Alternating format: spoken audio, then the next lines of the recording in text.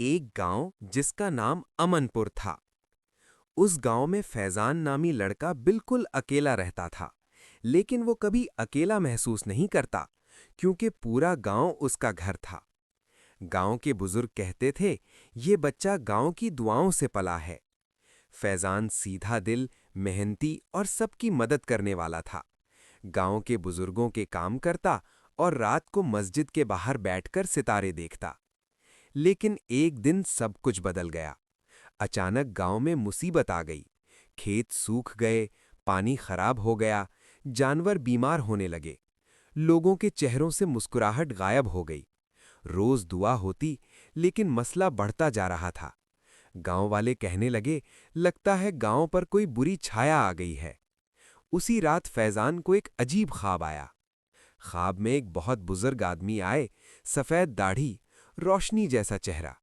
उन्होंने कहा, बेटा, इस गांव को बचाने का राज तुम्हारे हाथ में है। पहाड़ों के पीछे एक पुरानी गार है। उस गार के अंदर एक पत्थर है। उसे तोड़ोगे तो उसमें से जादू वाली अंगूठी निकलेगी।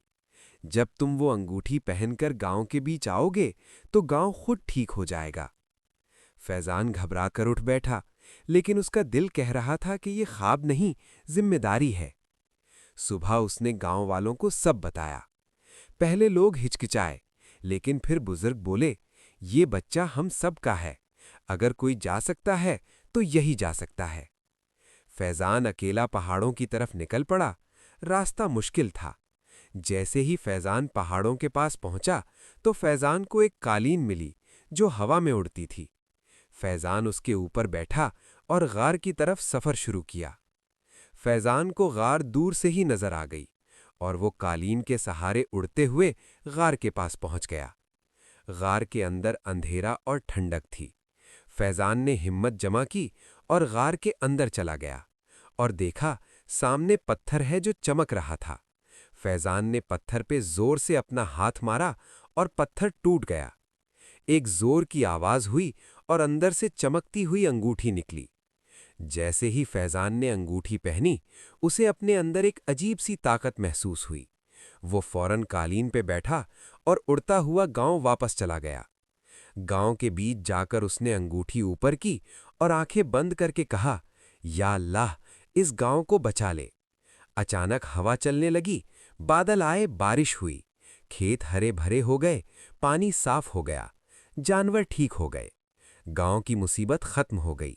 लोग रोते हुए फैजान के पास आए और गांव वालों ने फैजान को गले लगा लिया। उस दिन के बाद फैजान सिर्फ एक इंसान नहीं, बल्कि गांव की उम्मीद और हिम्मत बन गया।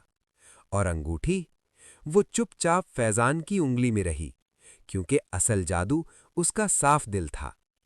कहानी पसंद आई तो चैनल को सब्सक्राइब जरूर करें, वीडियो को लाइक करें और कमेंट में बताएं कहानी कैसी लगी।